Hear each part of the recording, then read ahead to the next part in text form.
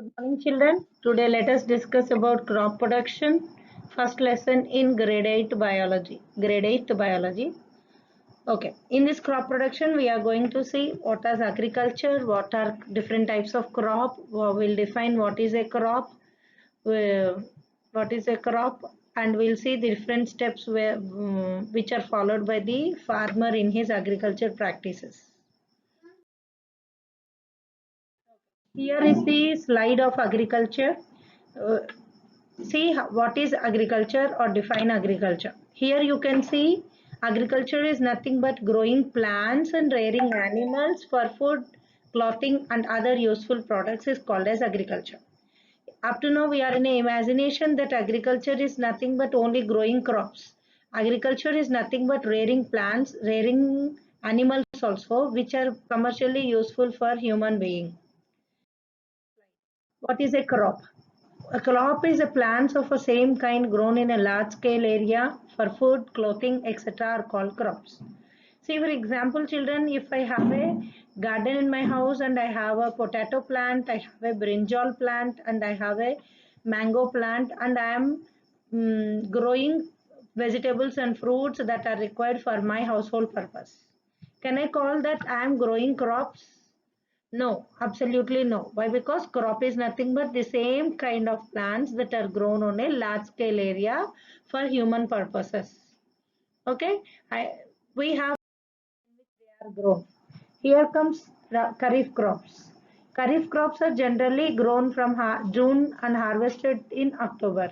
As June to October is a monsoon season, we can call these as rainy crops also.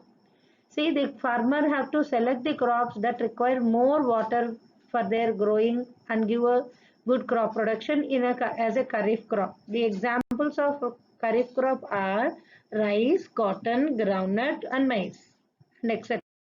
Here comes rabi crops. Rabi crops are generally planted in November and harvested in April. Examples are wheat, barley, pea, gram, and etc.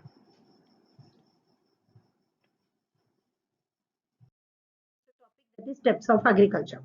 Steps of agriculture is very important for a farmer to follow these steps in a sequence manner in order to get good commercial profit in your agriculture process.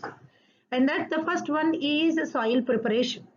And what is meant by soil preparation is nothing but here in soil preparation, the farmer is going to prepare the soil suitable, prepare the soil and make the soil suitable for healthy growth of the crop in his agricultural land. Followed by sowing. Sowing is nothing but in sowing process, the farmer have to select healthy seeds and sow it in the prepared soil there. And then he have to add manure to the soil. Why should we, what is manure and why the farmer should add manure to the soil? See, for example, the farmer is cultivating the crop in the same piece of land for a longer period. That means the nutrients or the minerals that are present in the soil are absorbed by the plant for their plant for its growing purpose. That is why to fulfill the requirements of the crop, farmer need to add manure from time to time in his cropping land. Okay, in manuring, the farmer will be adding organic manure, or else he will be going for fertilizers. There will discuss in manuring what are different types of manures and what are different types of fertilizers, how this manuring can be done, how these fertilizers can be done, can be added to the soil or fields. And next comes your irrigation process. Irrigation is nothing but adding water or providing water to the agricultural fields is called as irrigation.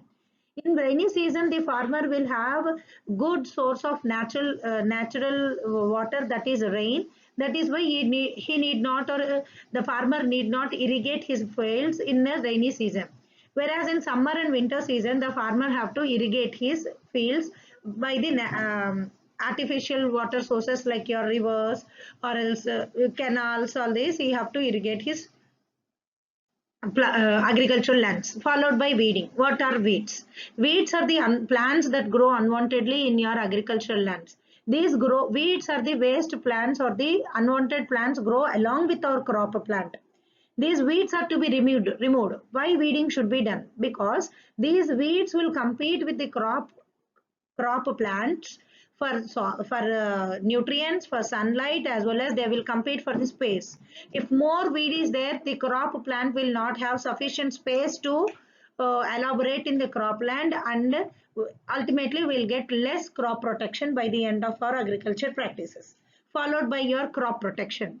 See, after all these steps, the crop will grow very healthy, and at the end, the farmer have to protect the crop from its predators as well as some disease causing microorganisms. Okay, this is causing microorganisms causes plant diseases, and if a plant get a disease, ultimately it won't give us the good crop protection. That's why the farmer need to protect his crop from predators and all type of disease causing microorganisms. Harvesting. After the crop grows well, and when the food grains or the crop is very good very good produced there, the farmer need to harvest it in a correct time. If not, it will be spoiled by various predators also.